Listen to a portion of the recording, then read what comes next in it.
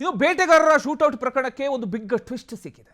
ಅಜ್ಞಾತ ಸ್ಥಳದಿಂದ ವಿಡಿಯೋ ಹರಿಬಿಟ್ಟ ಪ್ರತ್ಯಕ್ಷದರ್ಶಿ ಮಹಿಮಾ ದಾಸ್ ಅಂತ. ಶೂಟೌಟ್ ಪ್ರಕರಣದ ಪ್ರತ್ಯಕ್ಷದರ್ಶಿ ಮಹಿಮಾ ದಾಸ್ ನಾಪತ್ತೆಯಾದ ಬಳಿಕ ಇದೀಗ ಮೊದಲ ಬಾರಿ ಸುಳಿವು ಸಿಕ್ಕಿದೆ. PNS ವಿಸ್ತಾರ ನ್ಯೂಸಿಗೆ ಎಕ್ಸ್ಕ್ಲೂಸಿವ್ ವಿಡಿಯೋ ಲಭ್ಯ ಆಗಿದೆ. ನಮ್ಮಲ್ಲಿ ಮಾತ್ರ ಅದನ್ನ ಎಕ್ಸ್ಕ್ಲೂಸಿವ್ ವಿಡಿಯೋನ ನಿಮಗೆ ತೋರಿಸ್ತೀವಿ, ನೀವು ನೋಡಬಹುದು. ಬೇಟೆಗಾರ ಶೂಟೌಟ್ ಪ್ರಕರಣ ಈಗ ಮತ್ತೊಂದು ತಿರುವನ್ನ ಪಡ್ಕೊಂಡಿರ್ತಕ್ಕಂಥದ್ದು. ಪ್ರಕರಣದ ಪ್ರಮುಖ ಪ್ರತ್ಯಕ್ಷದರ್ಶಿ ಅಂತ ಹೇಳಲಾಗ್ತಿರ್ತಕ್ಕಂಥ ಮಹಿಮಾ ದಾಸ್ ನಾಪತ್ತೆಯಾದ ಬಳಿಕ ಇದೇ ಮೊದಲ ಬಾರಿಗೆ ವಿಡಿಯೋವೊಂದನ್ನ ಹರಿಬಿಟ್ಟಿದ್ದಾರೆ.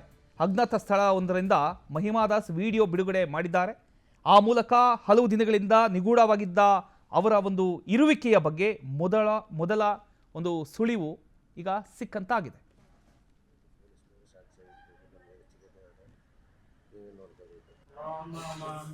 ಬಂದು ಅವ್ರು ಹಿಡಿಯುವಾಗ ಬಂದಿದ್ದು ಯಾವ ಒಂದು 5:45 ಇರ್ಬೋದು. ಸರಿ ಬಂದುಬಿಟ್ರು ಅಂತ ಅವ್ರು ನೋಡುವಾಗ ಬಂದೇ ಇದ್ರು. ಒಬ್ಬರು ಶೂಟಿಂಗ್ ನೋಡಿದ್ರು, ನನಗೆ ಭಯ ಆಯಿತು, ಹಂಗೆ ಎದ್ಬಿಟ್ಟಿದ್ದೆ ನಾನು.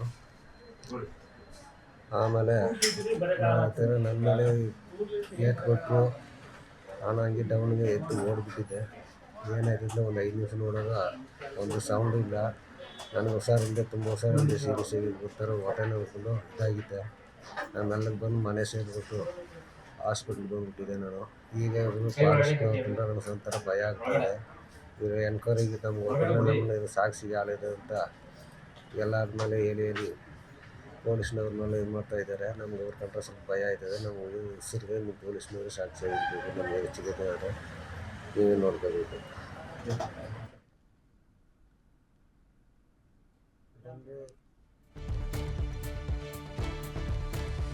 ಮಹಿಮಾ ದಾಸ್ ಅಜ್ಞಾತ ಸ್ಥಳದಿಂದ ಈ ಒಂದು ವಿಡಿಯೋವನ್ನ ಹರಿಬಿಟ್ಟಿದ್ದಾರೆ.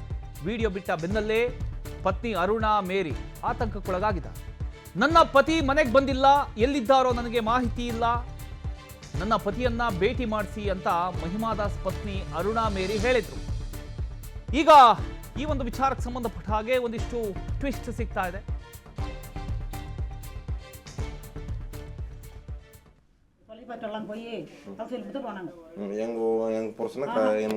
கை கொடுத்துட்டு காமிச்சு கொடுங்க. எனக்கு பயமா, ரொம்ப பயமா இருக்குது. லாஸ்ட் பேசுறது இது மாரத்தில் போறேன்னு சொன்னாங்க. அவளே தான் வேற எதுவும் சொல்லல. மாரத்தில் போறட்டு போனாங்க. அப்போ நான் பார்க்கல. ரொம்ப பயமா இருக்குது. நான் பார்க்கணும். எங்கள் பொண்ணு 3 பொண்ணு இருக்குது. எனக்கு பயமா இருக்குது.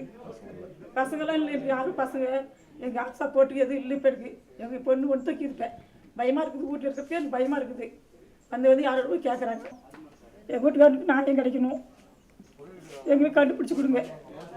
எங்கள் வீட்டுக்கார ಈಗ ಅವರ ಪತ್ನಿ ಮಾತನಾಡಿರತಕ್ಕಂಥದ್ದನ್ನು ನೀವು ಗಮನಿಸಿದ್ರಿ. ತಮ್ಮ ಪತಿ ಇನ್ನೂ ಕೂಡ ಮನೆಗೆ ಬಂದಿಲ್ಲ, ಅವರು ಎಲ್ಲಿದ್ದಾರೆ ಅನ್ನೋದ್ರ ಬಗ್ಗೆ ತಮಗೆ ಯಾವುದೇ ರೀತಿಯ ಒಂದು ಮಾಹಿತಿ ಇಲ್ಲ ಅಂತ ಅರುಣಾ ಮೇರಿ ಹೇಳಿದರು. ಈ ಒಂದು ವಿಡಿಯೋ ಏನಿದೆ, ಈ ವಿಡಿಯೋ ಬಿಡುಗಡೆ ಆದರೂ ಕೂಡ ತಮ್ಮ ಪತಿಯೊಂದಿಗೆ ನೇರ ಸಂಪರ್ಕ ಆಗಿಲ್ಲ ಅನ್ನೋದು ಕುಟುಂಬದ ಆತಂಕವನ್ನು ಮತ್ತಷ್ಟು ಹೆಚ್ಚು ಮಾಡಿದೆ. ಅಷ್ಟಕ್ಕೂ ಅವರು ನಿಖರವಾಗಿ ಎಲ್ಲಿದ್ದಾರೆ, ಯಾವ ಸ್ಥಳದಿಂದ ಈ ವಿಡಿಯೋ ಮಾಡಿದ್ದಾರೆ, ಅವರ ಜೊತೆ ಯಾರಾದರೂ ಇದ್ದಾರಾ, ಹಾಗೂ ಅವರು ಸುರಕ್ಷಿತವಾಗಿದ್ದಾರಾ ಅನ್ನುವಂಥ ಪ್ರಶ್ನೆಗಳಿಗೆ ಇನ್ನೂ ಕೂಡ ಉತ್ತರ ಸ್ಪಷ್ಟವಾಗಿ ಸಿಕ್ಕಿಲ್ಲ.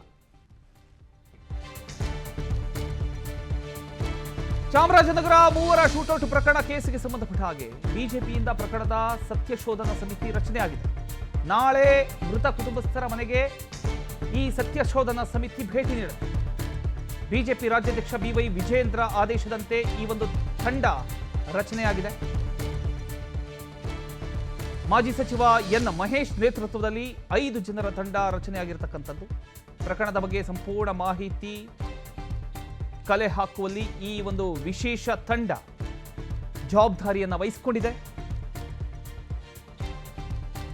ಈಗ ಈ ಒಂದು ತಂಡ ಯಾವ ರೀತಿ ಕೆಲಸ ಮಾಡುತ್ತೆ, ಮಹಿಮಾ ದಾಸ್ ನಿಜವಾಗಿಯೂ ಎಲ್ಲಿದ್ದಾರೆ, ಅವರು ಸ್ವಯಂ ಇಚ್ಛೆಯಿಂದ ಅಜ್ಞಾತ ಸ್ಥಳಕ್ಕೆ ತೆರಳಿದ್ದಾರಾ ಅಥವಾ ಅವರ ನಾಪತ್ತೆಯ ಹಿಂದೆ ಬೇರೆ ಯಾವುದಾದ್ರೂ ಕಾರಣ ಇದೆಯಾ, ವಿಡಿಯೋವನ್ನ ಯಾರ ಸಹಾಯದಿಂದ ಬಿಡುಗಡೆ ಮಾಡಿದ್ದಾರೆ ಅಂತಕ್ಕಂಥ ಪ್ರಶ್ನೆಗಳು ಈಗ ತನಿಖೆಯ ಕೇಂದ್ರ ಬಿಂದುವಾಗಿದೆ. ಜಿಲ್ಲೆಯ ಹನೂರು ತಾಲೂಕಿನ ಕಾವೇರಿ ವನ್ಯಜೀವಿ ವಿಭಾಗದ ಅರಣ್ಯದಲ್ಲಿ ಆಗಸ್ಟ್ 15ನೇ ತಾರೀಕೇನು ಅರಣ್ಯ ಇಲಾಖೆಯವರ ಎನ್ಕೌಂಟರ್ನಲ್ಲಿ 3 ಜನ ಪ್ರಾಣ ಕಳ್ಕೊಂಡಿದ್ದಾರೆ. ಇದು ವಿಧಾನಮಂಡಲದ 2 ಅಧಿವೇಶನಗಳಲ್ಲಿ ದೊಡ್ಡ ಚರ್ಚೆಯಾಗಿದೆ. ಮಾಧ್ಯಮಗಳಲ್ಲಿ ಸಾಕಷ್ಟು ವರದಿಗಳು ಬರ್ತಾ ಇವೆ. ಇಡೀ ರಾಜ್ಯವನ್ನು ಗಮನ ಸೆಳೆದಿರ್ತಕ್ಕಂಥ ಈ ಹಗರಣ ಅಥವಾ ಈ ಪ್ರಕರಣ ಮತ್ತು ಇದರ ಸತ್ಯಾಸತ್ಯತೆಯನ್ನು ಅಧ್ಯಯನ ಮಾಡಲಿಕ್ಕೆ ಭಾರತೀಯ ಜನತಾ ಪಾರ್ಟಿಯ ರಾಜ್ಯಾಧ್ಯಕ್ಷರಾದಂಥ ಸನ್ಮಾನ್ಯ BY ವಿಜೇಂದ್ರ ಅವರು ನನ್ನ ನೇತೃತ್ವದಲ್ಲಿ 5 ಜನರ ಒಂದು ತಂಡವನ್ನು ರಚನೆ ಮಾಡಿದ್ದಾರೆ. ನನ್ನ ಜೊತೆಗೆ ಜಿಲ್ಲಾಧ್ಯಕ್ಷರಾದಂಥ ನಿರಂಜನ್ ಕುಮಾರ್ ಅವರು, ಮೈನಾರಿಟಿ ಮೋರ್ಚಾದ ರಾಜ್ಯಾಧ್ಯಕ್ಷರಾದಂಥ ಅನಿಲ್ ಥಾಮಸ್ ಅವರು, ಚಾಮರಾಜನಗರ ಜಿಲ್ಲೆಯ ಉಸ್ತುವಾರಿಗಳಾದಂಥ ಶ್ರೀಮತಿ ಲಕ್ಷ್ಮೀ ಅಶ್ವಿನ್ ಗೌಡ್ರು ಹಾಗೂ ಅನೂರು ಭಾಗದ ಮುಖಂಡರಾದಂಥ ವೆಂಕಟೇಶ್ ಅವರು. ಈ ತಂಡ ನಾಳೆ ಬೆಳಗ್ಗೆ 10 ಗಂಟೆಗೆ ಆನೂರಿಗೆ ಭೇಟಿ ಕೊಟ್ಟು ಈ ಘಟನೆಗಳು ನಡೆದಿರ್ತಕ್ಕಂಥ ಸ್ಥಳಗಳಿಗೆ ಭೇಟಿ ಮಾಡಿ ಆ ಮೃತ ಕುಟುಂಬದ ಸದಸ್ಯರುಗಳನ್ನೆಲ್ಲ ಭೇಟಿ ಮಾಡಿ ಮತ್ತು ಆ ಭಾಗದ ರೈತರನ್ನು ಮತ್ತು ಪ್ರಗತಿಪರರನ್ನೆಲ್ಲ ಮಾತಾಡಿಸಿ ಇದರ ಸತ್ಯಾಸತ್ಯತೆಯನ್ನು ಅಧ್ಯಯನ ಮಾಡಲಿಕ್ಕೆ ನಾವು ನಾಳೆನೇ ಹೊರಟಿದ್ದೀವಿ.